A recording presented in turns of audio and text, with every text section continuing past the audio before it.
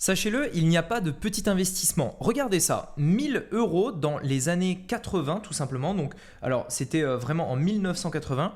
Si vous aviez investi 1000 euros sur le S&P 500, eh bien ces 1000 euros se seraient transformés aujourd'hui en 109 000 euros. Lorsqu'on parle d'investissement, bien entendu c'est du long terme, mais surtout il n'y a pas de petit investissement. Avec le temps, en fait, n'importe quel investissement pourra devenir énorme. Et si votre objectif est d'investir pour peut-être plus tard profiter de la retraite, peut-être plus tard profiter de l'argent que la bourse va vous permettre d'avoir, une nouvelle voiture, une nouvelle maison, etc. Et bien dans ce cas-là, sachez que l'investissement que vous allez faire aujourd'hui est essentiel. Mais le problème de l'investissement, quand on veut investir ses premiers 1000 euros en bourse, eh bien c'est qu'on a l'impression que c'est un monde un petit peu fermé, qui paraît extrêmement compliqué, où il faut essayer de deviner quelles entreprises, qu'on risque de tout perdre du jour au lendemain. Enfin bref, il y a pas mal de choses qui peuvent en fait intimider une personne qui démarre totalement de zéro. Et c'est la raison pour laquelle j'ai voulu faire cette vidéo. Vous montrer comment investir vos premiers 1000 euros, mais surtout vous rendre compte à quel point c'est facile de le faire et comment n'importe qui peut le faire. C'est pourquoi aujourd'hui nous allons voir 5 étapes pour investir vos premiers 1000 euros et je vais vous donner mon avis par rapport à ça. Ce ne sont pas des conseils d'investissement, mais j'espère en tout cas que ces conseils pourront vous permettre de passer à l'action d'ici la fin de cette vidéo. Si ce genre de sujet vous intéresse, je vous invite à vous abonner à la chaîne dès maintenant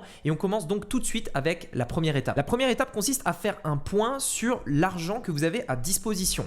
J'ai pris en exemple pour cette vidéo 1000 euros, mais si c'est tout ce que vous avez à investir, surtout n'investissez pas tout. On le reverra juste après, mais vous ne devez jamais investir la totalité de votre patrimoine. Cela doit comprendre une petite partie de l'argent à disposition. Faites donc le point sur combien vous avez par exemple dans un compte en banque, regardez ça et dites-vous ok, je suis prêt à investir telle somme. Si c'est 1000 euros, c'est très bien. Si c'est un petit peu moins, écoutez, c'est pas grave, les autres étapes vont quand même vous concerner. La deuxième étape, et contrairement à ce qu'on pense, plutôt que directement de commencer à investir ces 1000 euros, est d'abord de se former. Si vous allez directement la fleur au fusil en vous disant tiens allez hop, j'ai 1000 euros à investir, j'achète telle action et que vous ne vous formez pas et donc vous ne savez même pas ce que vous achetez, vous risquez de tout perdre. On voit énormément d'histoires de personnes qui ont pensé en fait être meilleures que les autres, qui ont pensé pouvoir battre les autres dans un monde dans lequel ils n'y connaissent rien. Et d'ailleurs même les plus grands milliardaires de ce monde qui investissent dans le domaine de la bourse disent que personne ne peut battre le marché, pas même eux. Et donc la plupart du temps, il faut vraiment se former. Si vous avez vraiment que 1000 euros à disposition, que c'est tout ce que vous avez dans votre compte en banque, premièrement,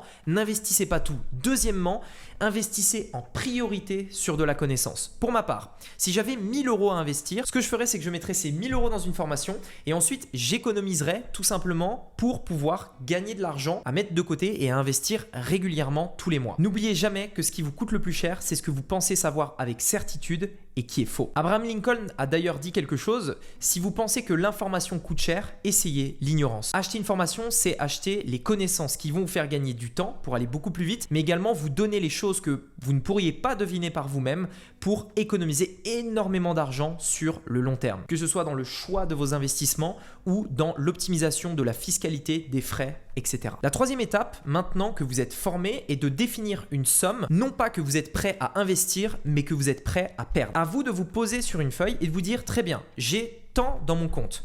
Combien je suis prêt à perdre?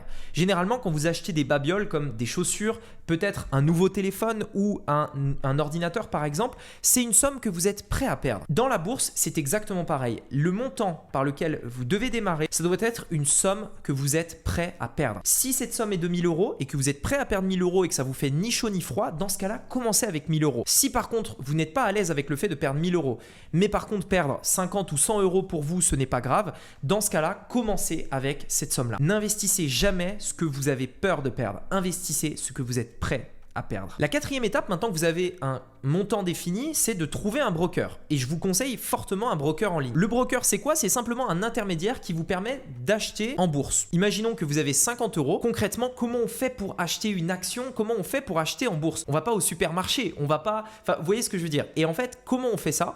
On donne nos 50 euros à un broker et le broker, lui, peut tout simplement nous permettre d'acheter des actions ou n'importe quoi sur le marché boursier. Il est possible d'avoir un broker dans un fonds, mais ce que je vous recommande vraiment, c'est de gérer vous-même votre investissement, vous-même votre portefeuille, en vous formant bien sûr, et d'utiliser un broker en ligne puisque vous pouvez le faire depuis votre téléphone, depuis un ordinateur. Littéralement, vous pouvez gérer un portefeuille de plusieurs centaines de millions d'euros, de plusieurs centaines de milliers d'euros ou 2 millions d'euros plutôt, directement depuis votre portefeuille grâce à un broker en ligne. La cinquième étape va être de choisir dans quoi vous allez investir. Et c'est là où il y a deux gros sujets. Est-ce que vous allez acheter des actions, c'est-à-dire une part d'une société, mettons Apple par exemple, Apple est divisé en X millions de parts, vous pouvez acheter une part d'Apple. Ou alors, tout simplement, en ETF. Le gros avantage des ETF, c'est qu'il s'agit d'un produit financier qui vous permet en un achat d'acheter une part, non pas d'une entreprise, mais peut-être de 500 entreprises. Il en existe plein. À vous de choisir dans quoi vous allez investir.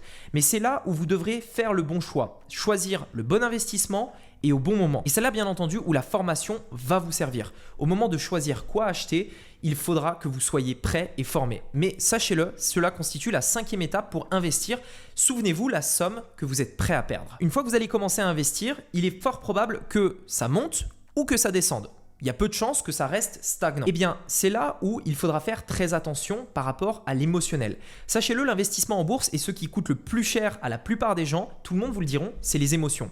Si ça monte, vous allez vous dire « Wow, c'est génial, ça monte, il faut que j'investisse plus ». Et c'est là où vous allez commencer à investir de l'argent que vous n'avez pas envie de perdre et qui peuvent tout simplement vous faire perdre beaucoup plus. Donc, ayez la tête froide. N'investissez que ce que vous êtes prêt à perdre, même si le marché monte, même si vous gagnez 100 000 euros d'un coup. Ok ? Investissez ce que vous êtes prêt à perdre. Deuxièmement, si le marché baisse, ne paniquez pas à l'inverse. Ne vous dites pas, ça y est, c'est la fin du monde, je vais tout perdre. Ayez encore une fois la tête froide et restez sur vos positions. Encore une fois, le savoir et les connaissances vont vous permettre de comprendre ce qu'il se passe, comprendre pourquoi ça monte, comprendre pourquoi ça descend. Et donc, les connaissances vous permettront d'être moins assujettis à l'émotionnel et donc de prendre des décisions qui seraient des décisions qui pourraient vous coûter très cher ou alors vous faire perdre beaucoup d'argent. La dernière étape va être le fait d'avoir une stratégie d'investissement. Encore une fois, vous allez avoir besoin de connaissances pour la définir, mais c'est une stratégie qui va être basée sur des faits. Vous devrez savoir quand rééquilibrer votre portefeuille parce que vous allez avoir des fluctuations.